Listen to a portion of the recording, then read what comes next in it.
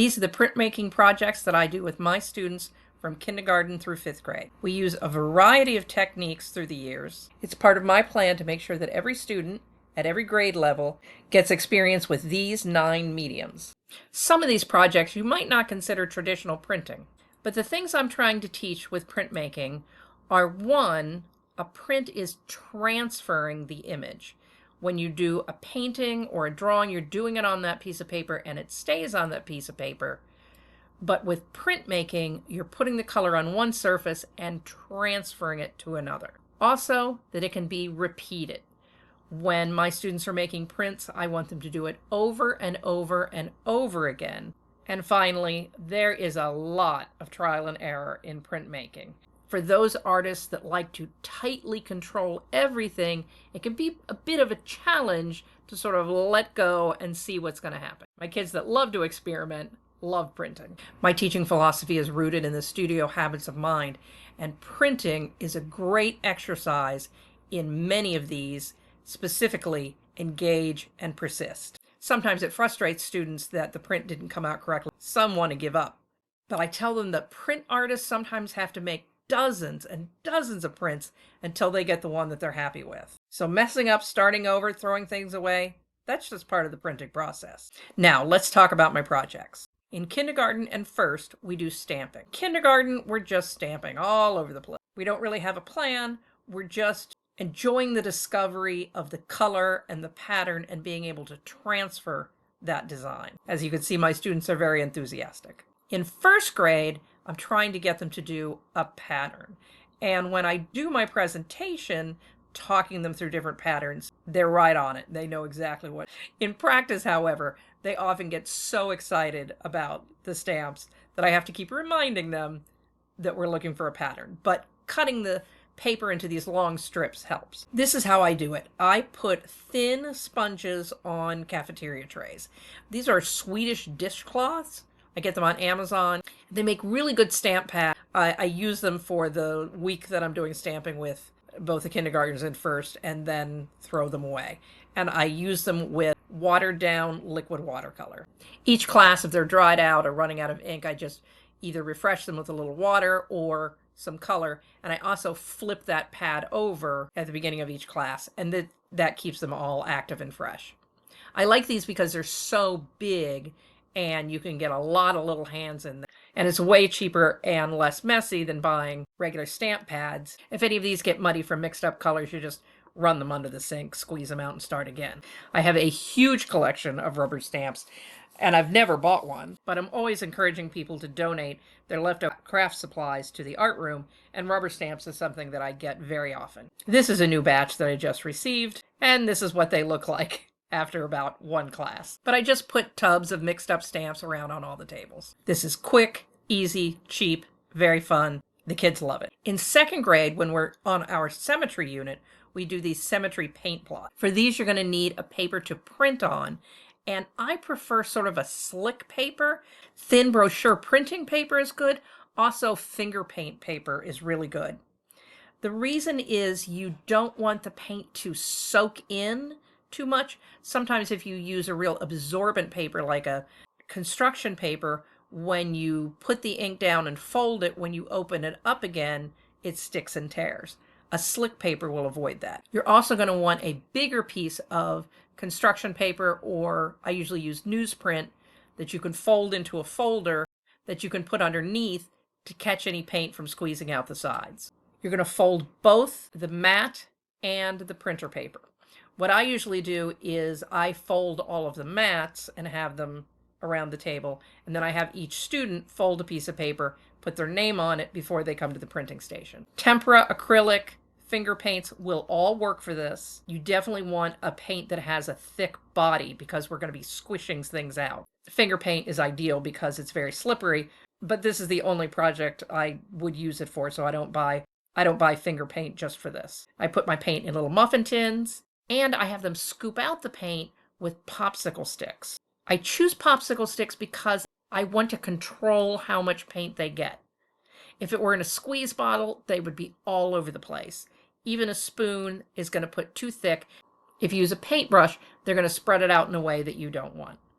So the popsicle stick is a cheap, easy way to control just how much they're putting on.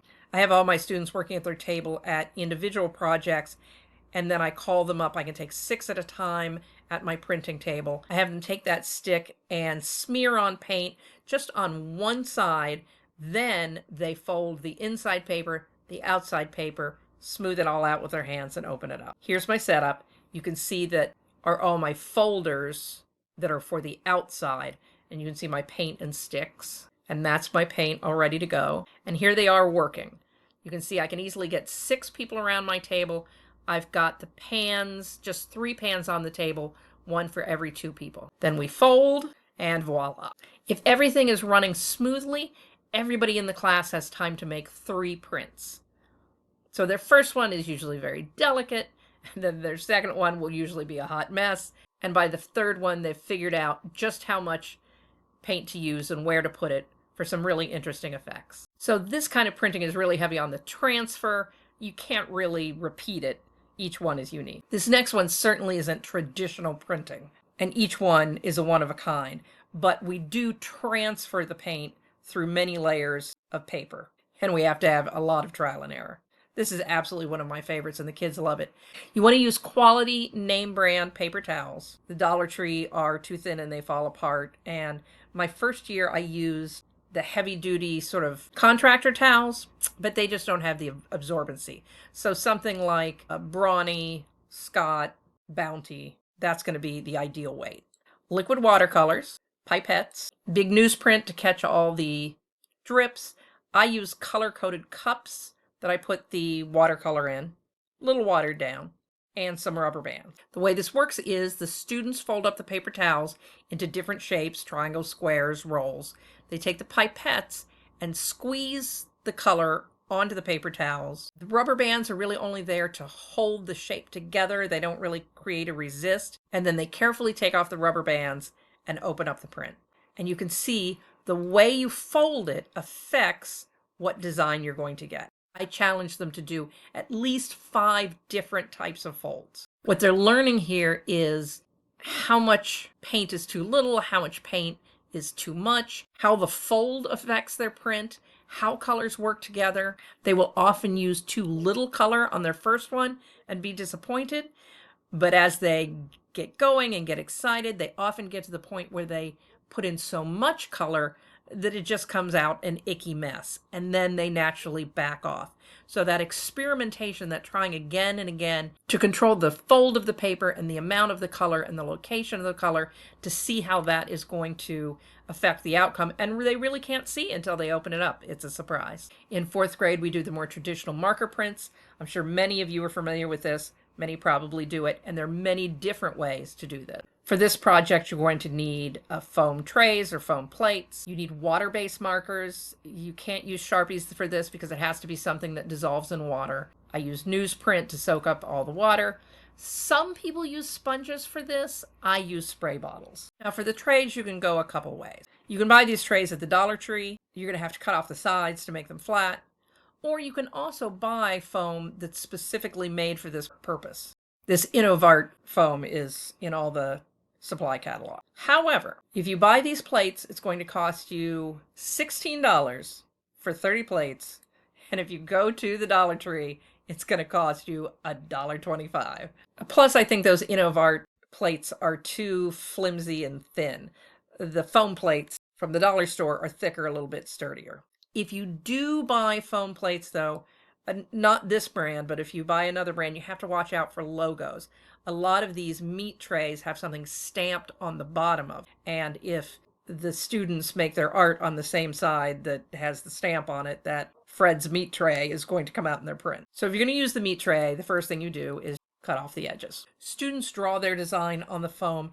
I recommend using a dull pencil. You don't want to use anything that's too sharp or it will go too deep and tear up the plate. Then they color in their design with the marker. And I always encourage them to do the whole background. It makes a much more effective print. The mistakes they make are that they tend to make their drawing much too small, and also that they don't color around the outside, and so they get a lackluster print.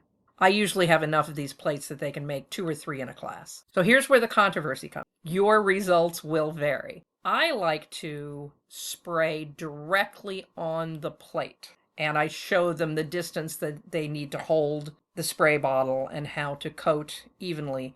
And then I press it on a dry piece of paper. There are other teachers who get the paper wet with a sponge. You don't want it dripping wet, but you want it moist all over. And there are other people who moisten the paper with the spray. Experiment. See how it works for you. Here are some students in the spraying stage. Figuring out how much water to use is part of the experiment. And I start by showing them some prints that I have made, some with too little water, some with too much, and some just right. Here we have the coloring, the pressing, and the pulling. This girl was really good at it. Both this mouse and the fox were hers. This project gets the repetition of printing. I always tell them I want them to make at least 3 prints from every plate. I often get kids who, after the first failure, want to crumple up their plate and start anew, but the problem is not their plate. So they have to do at least 3 prints of the same plate. Of course, we're getting the transfer here, and we're getting a lot of that trial and error of changing technique to see how many prints you have to make before you get a keeper. I usually do this in 1 class, but you could certainly do it in 2 classes with the carving 1 week and the printing the next week. Finally, 5th graders do Collagraph. Of course, it's called Collagraph because it is a kind of collage. You need a backing. I usually just use cardboard. Foam is the easiest thing for me to cut up and make the pictures with, although you could use a number of different things. The only consideration with the foam, though, is getting them to understand it does not matter what color foam they use because we're going to put paint on it. But sometimes students will be really fixated on trying to match the colors of the foam to what they're making. I find that even though I show them a video of how this works before we do it, they don't really have a clear concept of the transferring process until they actually do it. You're going to need some scissors. I use liquid glue for this because I find that glue stick is just not strong enough to take the beating that it goes through with the printing process. And I use the glue that's in the glue pot. So we make our printing plate on day 1, and then we print on day 2, which is exactly what Mrs. Belzer does in this video. This is the video that I show my students before we start. It's really good because she walks through both parts and shows both the making of the plate and the printing. And she pretty much does it exactly the way that I do it. So I let her teach them while I'm getting the room set up. You can see those little wavy scissors down there. Mrs. Belzer recommends them in her video, and I have them, but I don't like them. I don't think they work very well. But you can see this student putting together her printing plate. The next week, we've got our cafeteria trays, we've got printing ink, and I really, really recommend that you use printmaking ink. Don't try to use stamping ink or paint because the texture, consistency, the drawing time just isn't right. Use block ink. But be careful. The block ink that comes in the tubes, I have found, works really well with the brayers. I accidentally got some of this in these tubs, and I think that this is really made for silk screening. It's much thicker. You really have to press on it to get it rolled out. So I've still got it in the back of the cabinet, but the stuff that comes in the tubes, although still very thick, is going to be much easier to manage. You need some brayers. I usually have at least one of these big brayers in the tray, but I also got a lot of little brayers this year, which work really well for doing just parts of the printing plate in different colors. I always have to tell them when they put it down not to put the handle in the ink, but nonetheless, everybody gets covered with ink. Newsprint to make ghost prints and cover the table. And I always give them a variety of papers to print on because we're using different colored ink. I like it on the different colored papers, but you can use whatever you've got. I also like to keep a spray bottle because near the end of the class, when the ink is getting kind of sticky, a little bit dry, but I don't want to put out more ink, but just going around and spraying the trays with a little mist will keep everything good and moving. Here are some friends in progress. See them rolling in there. Printing day is messy and loud. When they want to clean off their plate. I did have one person put in the sink once to wash it off, but I show them how to make a ghost print on the newsprint, and sometimes the newsprint comes out even more interesting than the print they were trying to make. And in the back there you can see we're putting them on the drying rack. I always get great printing out of this. I don't always get great printing plates. These examples all came out really well, but I find that the fifth graders, they don't have a clear concept of what they're doing until they're already printing. They're just not that creative when they make their plates. These aside, because they came out pretty well. I think in middle school, they're going to have a lot better ideas of making their plates. And here's our bulletin board. I'm Heidi Howe, and that is my 6-year printing curriculum. If this was useful to you, you might be interested in my other videos that cover the whole curriculum on a particular medium. Like I said, I have 9 different media that I make sure my students get every year. And if you're writing your own curriculum and you need a little help with your planning, you might want to watch my How to Write Your Own Art Education Curriculum video, which takes you through step by step, really thinking through what you want to teach, when you want to teach it, and making sure your plan is balanced so you're not using 3 different kinds of paint at the same time. I would love to hear about your printing successes and failures. You can post them on the Facebook page or right here on YouTube.